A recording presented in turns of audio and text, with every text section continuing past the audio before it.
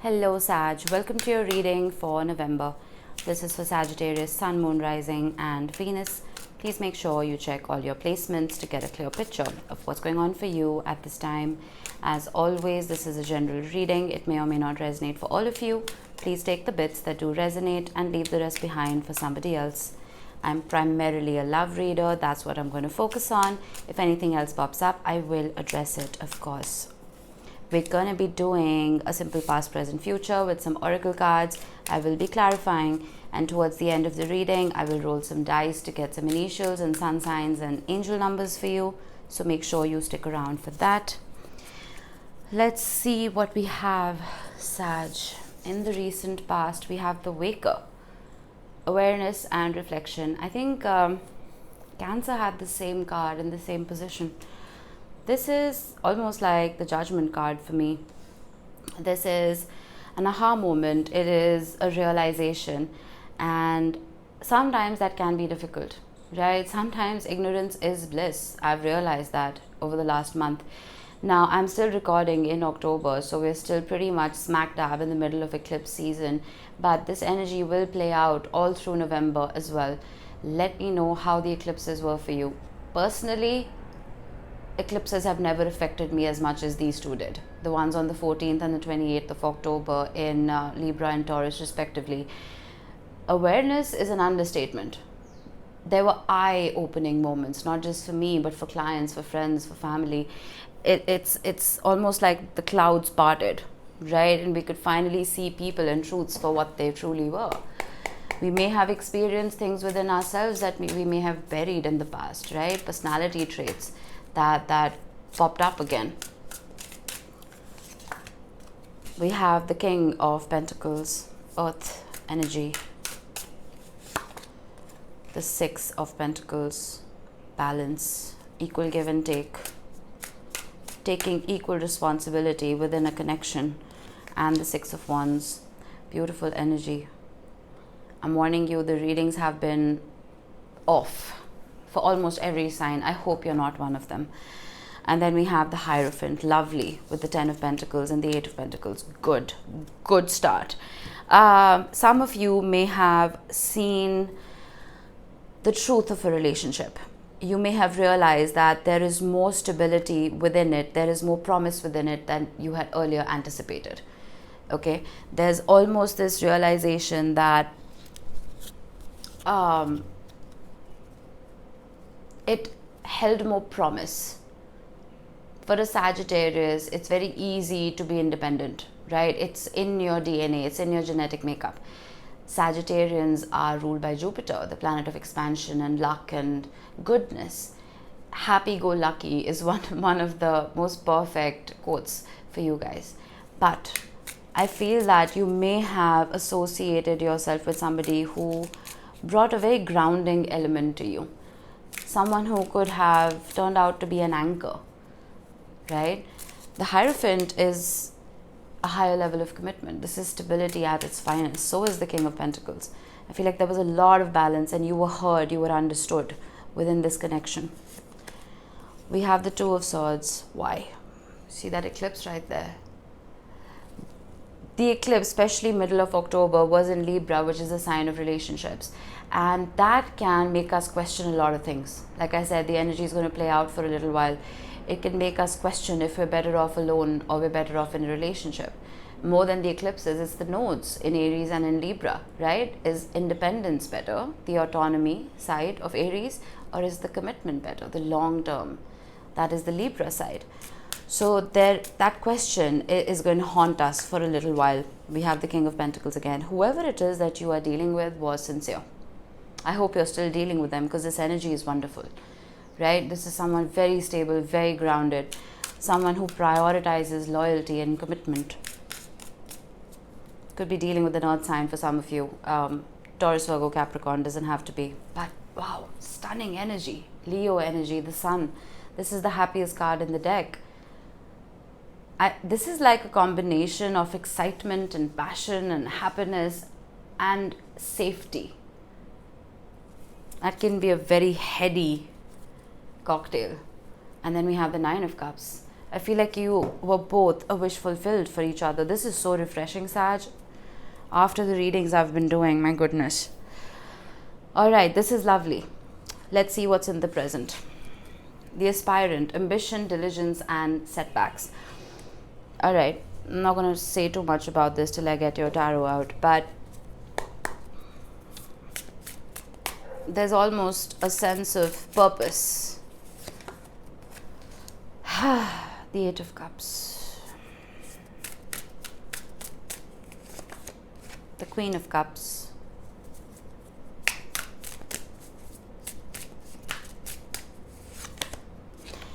And the Five of Cups. What happened? Something happened here. Something happened here.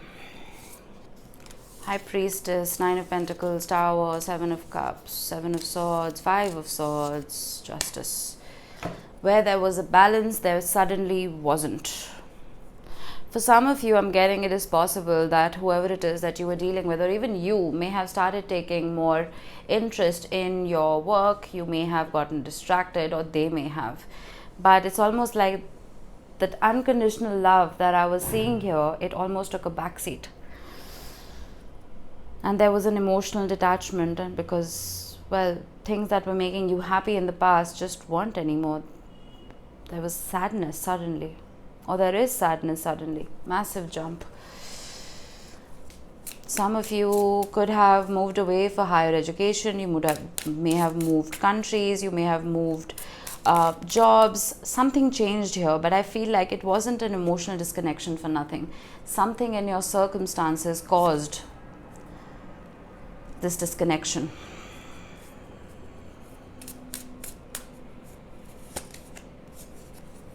For some of you, it most definitely had to do with physical distance.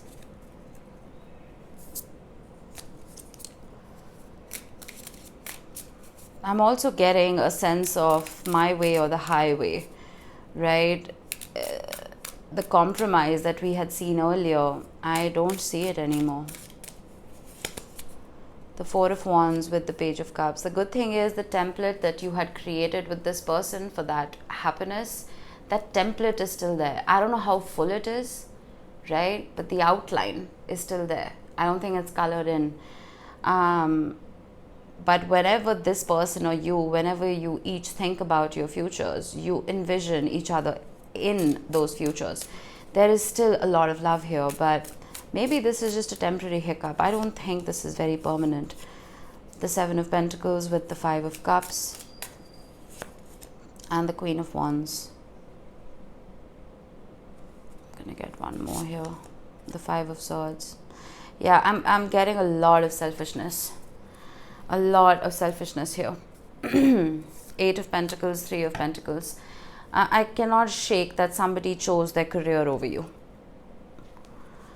Or somebody chose ambition over you.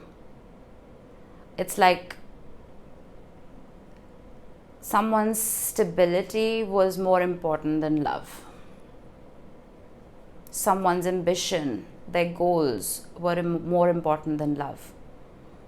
And it's almost like that promise, it suddenly became very diluted. This is exactly what I was talking about. The nodes. Individuality versus commitment. A lot of people now are exploring themselves, they're understanding themselves. And rightly so, the North Node is in Aries, right? That is the path we need to embrace, who we are, our identity. South Node is in Libra. Not everyone is going to break up or get a divorce during this time, but we're almost reinventing ourselves despite relationships, whether we're in them or without them. You know what I mean? Let's see, we have the Alchemist, balance, invention and destruction. This is the Magician card.